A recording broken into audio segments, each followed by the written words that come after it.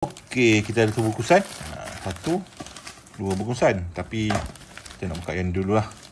Okey. Apa saya beli ni? Jom kita tengok.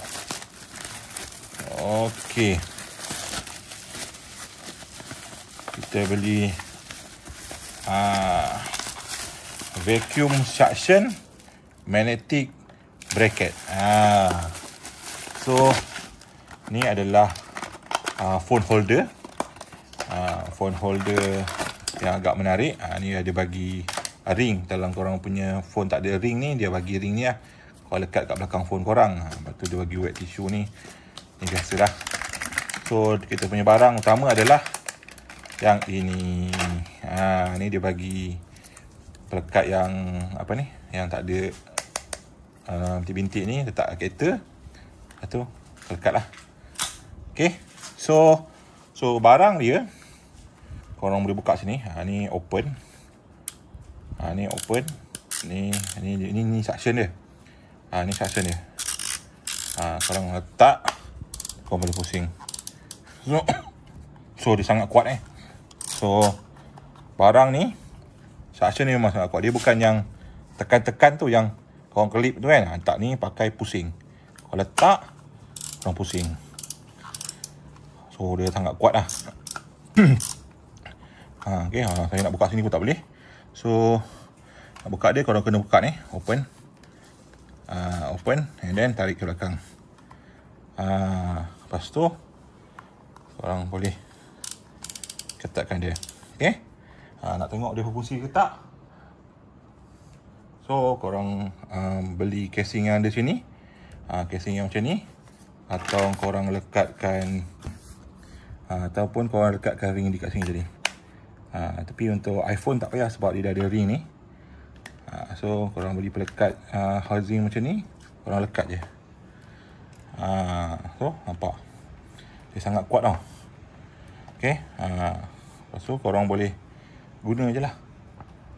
Guna je, lekat je kat mana-mana kereta korang. Okay, kat dashboard ke, kat mana ke. Nanti saya boleh review bila saya lekat kat kereta. Okay.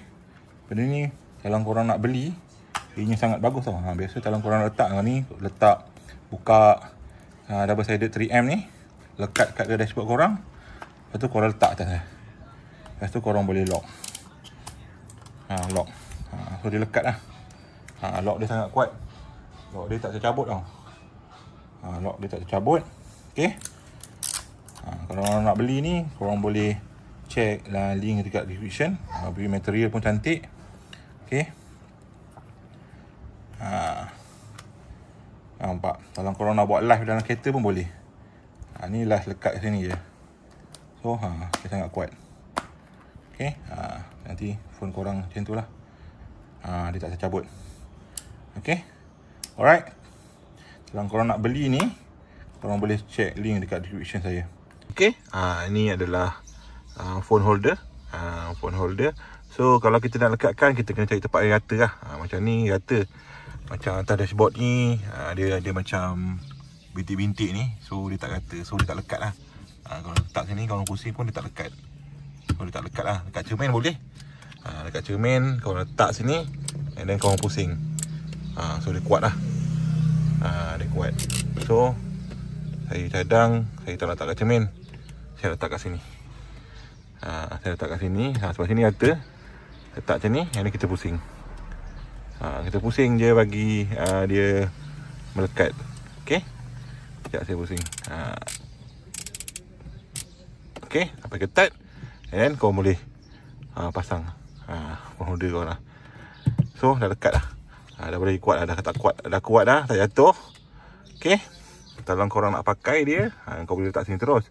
Tapi dia menjongket ke atas. So korang tegak sikit. So dia rata lah. Lepas tu boleh adjust ketinggian dia. So kau boleh letak sini phone. Kalau tak nak pakai, kau boleh tutup je. Tutup. Tutup je. So ini fleksibel, cantik, murah dan senang digunakan. Kalau nak dapatkan ni, boleh share. Nanti saya share link dekat description kat bawah. Okay. Link Shopee. Alright. Itu saja video saya untuk kali ni. Jangan lupa like, comment, share video ni kawan. Dan sekali guys, tolong subscribe guys. Bye.